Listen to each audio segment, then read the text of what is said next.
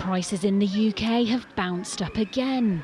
It can make managing our bills feel a bit scary. So obviously 6 weeks holiday is very expensive. It's cost a lot of money to take them out. We've had some nice days out, but it's cost a lot. Even a bag of shopping you walk out is 30 quid. And families have been noticing it in different areas.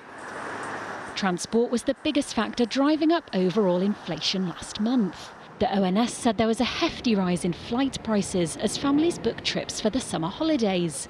Food helped push prices up too, with beef and chocolate seeing sharp increases.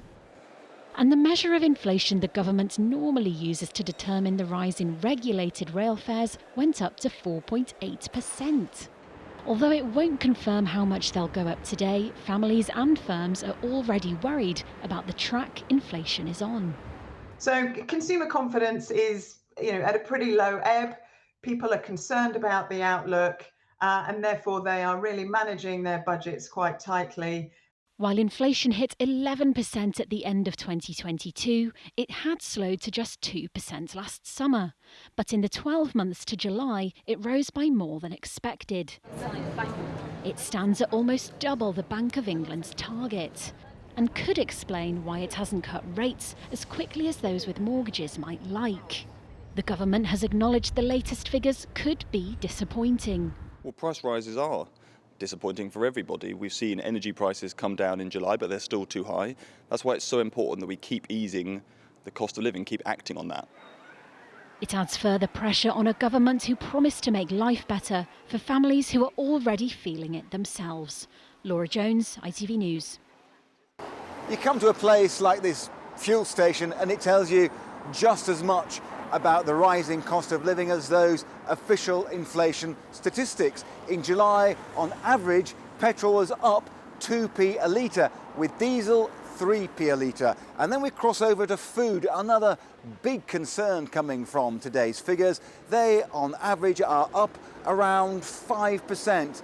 And again, it's the unavoidable basics that are rising the most. It's things like tea, coffee, sugar, beef, chicken. All things that people really can't dodge when it comes to the weekly shop.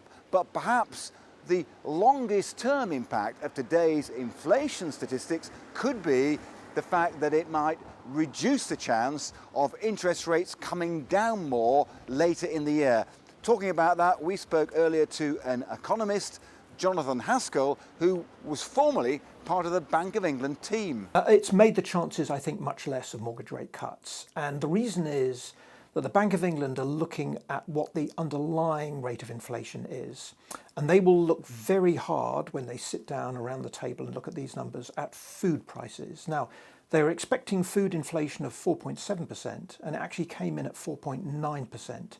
And that'll be a source of great concern to the policymakers. So what are the consumer tips? What can you do about all of this? Because it's quite natural to feel pretty helpless. What consumer campaigners are saying today is shop around. It's an old message, but now it goes far beyond groceries. We're talking about energy, broadband, the lot. Remember, loyalty rarely pays. If necessary, vote with your feet.